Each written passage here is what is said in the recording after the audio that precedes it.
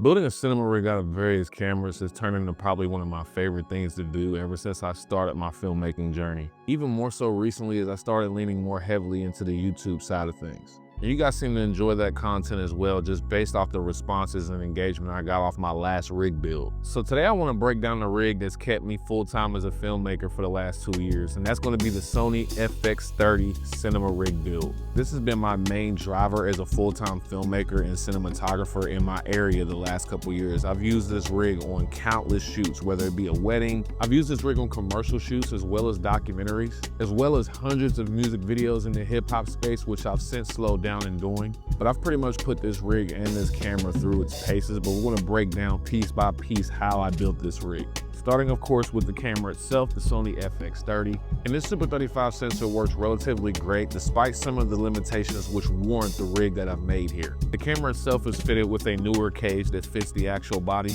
And it is important to highlight that in order to make this rig that I've built today, that you will need a cage for it, whether it be newer or small rig. Tilted should work as well if you have a tilted cage, but do your research before buying that product. So once we have the cage fully secured on the camera, we get to the main component of this rig that makes the build what it is, and that's going to be the Cineback expansion module. And what this component ultimately does is take your mirrorless body, which is the FX30, and expand it into more of a cinema build, offering you a V-lock system in the rear for a V-mount battery solution, more connectivity on the side via D-taps. You get a compartment on the sides that hide your screen, as well as a slot inside the component to hide a lot of your excess cables. Moving on from there, we have the actual battery solution I'm using for this rig, and it's another product by Newer. It's the 99 watt-hour V-mount battery. And what I'm able to do with this battery, which is a pretty neat function about the FX30 in itself, this allows me to run power delivery from the battery itself to the Sony FX30 via the USB-C port. This also allows me to charge my FX30 batteries while in camera, alleviating the need for a dummy battery to D-tap, which frees up my D-taps for other things I may need. Which another good thing is that if this battery starts to go dead, I can hot swap it to another V-mount without necessarily having to completely shut off my FX30.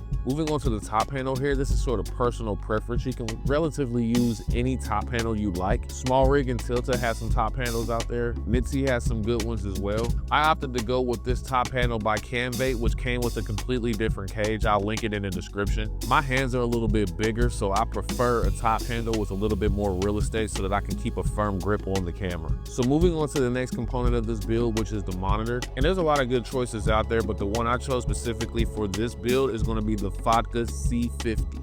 And this isn't a brand of monitor that you'll see typically out there in the filmmaking world, but it's a very interesting and functional monitor, which I have a review about it coming out soon. But to give you the short version, it's basically a 2000 nit monitor that offers every assist feature that you could ask for, along with hot swappable batteries and a few other key features, which for me made it the reason I chose it as my main monitor setup. And then the last part of this rig, which you'll need for any rig build that you make, is going to be, of course, the lens. The main lens I have on this rig, which lives on this camera for about 80% of the stuff that I shoot, is going to be the Helios 44-2 58mm f2.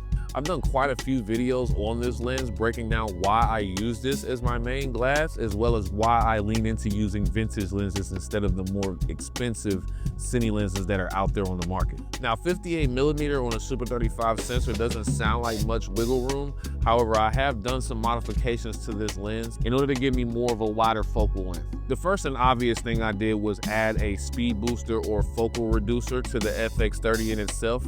I'm using a product specifically by Viltrox, but there's plenty of other companies that make it, Metabones, as well as others like Comlight. This reduces your focal length by 0.71. But one other thing I did that was a little bit more unorthodox, I added a 0.43 times front angle super macro adapter onto this lens, which not only widens my focal range even further on this lens, but this also gives me an insane minimal focus distance. I can get about 5 to 6 inches close on a subject with this adapter, giving me absolutely monster depth of field here. Last couple things that you can do with this build that are completely optional and aren't necessarily needed. You can add a matte box to the front, which counteracts some of the flares that you get from a lot of lighting in the sun, but more so than anything, just adds an aesthetic look to your rig that's more pleasing. And then of course, if you're in like extreme sunny conditions, you could add a VND to the front of your lens. I've got a 6-stop VND on the front of here by Freewell, and this pretty much breaks down the entire rig. I absolutely love the way I've built this.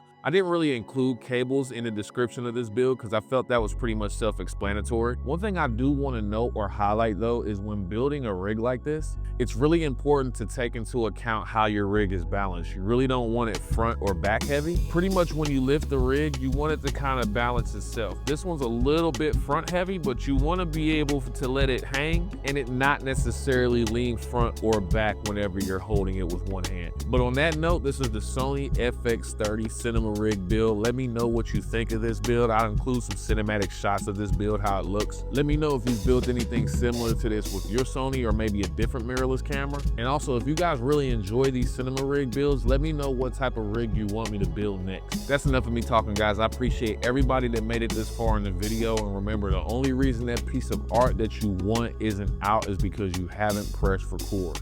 See you guys on set. Peace out.